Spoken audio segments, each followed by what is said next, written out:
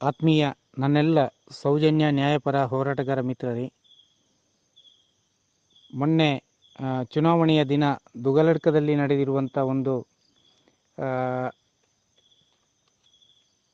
ನಮ್ಮ ಕಾರ್ಯಕರ್ತ ತೀರ್ಥರಾಮ ಮತ್ತು ಅವರ ಪತ್ನಿ ಮತ್ತು ಮಗಳಿಗೆ ಒಂದು ಅವಾಚ್ಯ ಶಬ್ದಗಳಿಂದ ನಿಂದನೆ ಮಾಡಿ ಅವರಿಗೆ ಜೀವ ಬೆದರಿಕೆಯನ್ನು ಹಾಕಿರುವ ವಿಚಾರವನ್ನು ತಿಳ್ಕೊಂಡು, ಅಂದರೆ ಅವರು ನಮಗೆಲ್ಲ ನೋಟಕ್ಕೆ ಅವರು ಆ ದುಗಲಡ್ಕ ಗ್ರಾಮದಲ್ಲಿ ಅಭಿಯಾನ ಮಾಡಿದ್ದಾರೆ.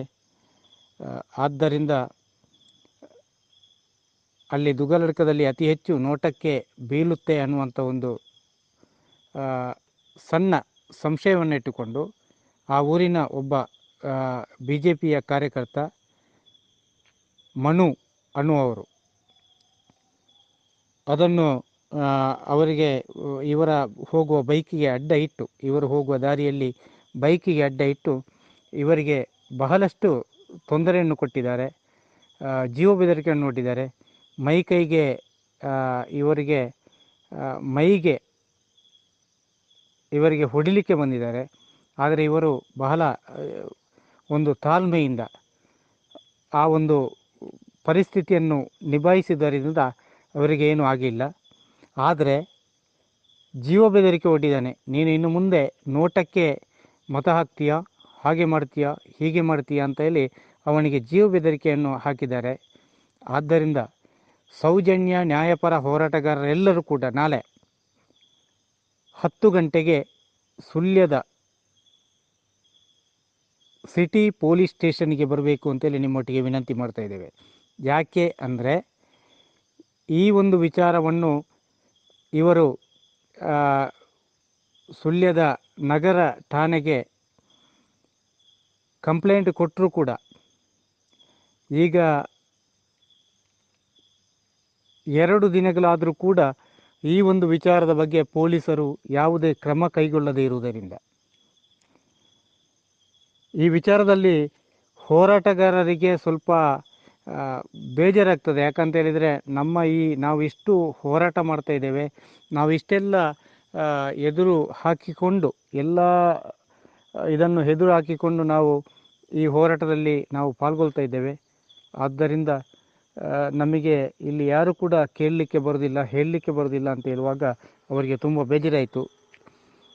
ತೀರ್ಥರಾಮರವರು ನನ್ನೊಟ್ಟಿಗೆ ಹೇಳಿದರು, ವಸಂತಣ್ಣ, ನೀವು ಈ ಬಗ್ಗೆ ಒಂದು ನೇರವಾದ ವಿಚಾರವನ್ನು ನೀವು ಏನಾದರೂ ನಮಗೆ ತಿಳಿಸಬೇಕು. ಯಾಕಂತ ಹೇಳಿದರೆ ನಿಮ್ಮೊಟ್ಟಿಗೆ ನಿಮ್ಮ ಹಿಂದಿನಿಂದ ನಾವು ಬರ್ತಾ ಇದ್ದೇವೆ. ಸುಳ್ಯ ತಾಲೂಕಿನಲ್ಲಿ ಅದೆಷ್ಟು ಸೌಜನ್ಯ ಹೋರಾಟಗಾರರಿದ್ದಾರೆ, ನಮಗೆ ಯಾರು ಕೂಡ ಬೆಂಬಲಕ್ಕೆ ನಿಲ್ತಾ ಇಲ್ಲ. ನೋಡಿ, ನಮ್ಮ ದುಗಲಡ್ಕ ವಾರ್ಡಿನಲ್ಲಿ ಸುಮಾರು 100-150ರಿಂದ ಹೆಚ್ಚು ನೋಟಕ್ಕೆ ನಾನು ಹಾಕಿಸಿರುವ ಕಾರಣ ಈ ಒಂದು ಇದಕ್ಕೆ ನನಗೆ ಧಮಕಿ ಹಾಕಿದ್ದಾನೆ ಮನು ಅಂತ ಹೇಳುವ ಹುಡುಗ. ಆದ್ದರಿಂದ ಅವನ ಮೇಲೆಗೆ ಕಂಪ್ಲೇಂಟ್ ರಿಜಿಸ್ಟರ್ ಆಗಿದೆ. ಆದರೂ ಕೂಡ ಪೊಲೀಸರು ಯಾವುದೇ ಕ್ರಮ ತಗೊಳ್ಳಿಲ್ಲ. ಇದರ ಬಗ್ಗೆ ನಾವು ಸೌಜನ್ಯ ಹೋರಾಟಗಾರರು ಏನಾದರೂ ಒಂದು ಮಾಡಲೇಬೇಕು ಅಂತೇಳಿ ಹೇಳಿದ ಕಾರಣ